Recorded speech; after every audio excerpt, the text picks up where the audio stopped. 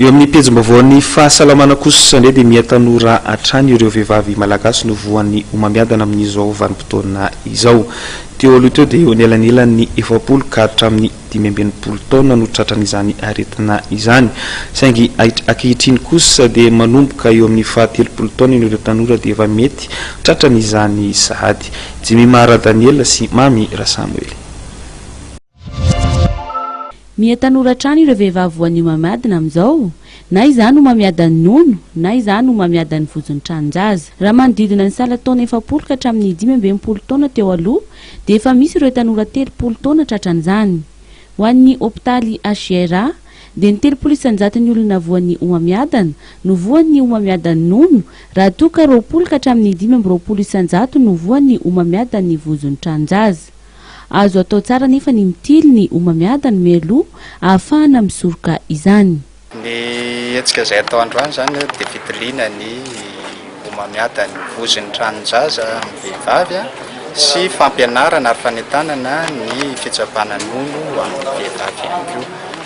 Ireo omamiadana ireo ny anisan'ny hoe omamiadana izay matetika tranga ho an'ny vehivavy, indrindra ho antsika eto Madagasikara zany dia ireo no omamiadana matetika seho hita eto amintsika eto Madagasikara.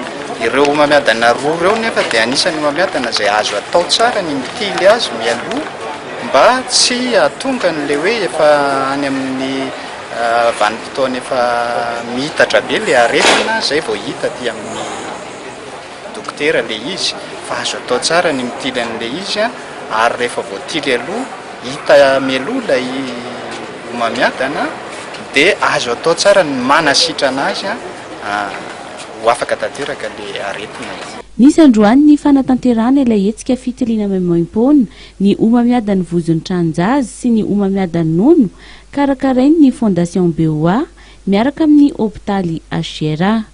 Hetsika fanao isan-taona tafiditra indrindra ao anatin'ny fankalazana ny andro iraisam-pirenena ho an'ny vehivavy. Raha andavanandro dia mitentina R9 ny saran'ny fitiliana ny omamiadan'ny vozon'ny tranonjaza ary tokony ataon'ny vehivavy iray efa nanao firaisana izany ary indray mandeha isan-taona ny tokony anatanterahana izany fitiliana izany.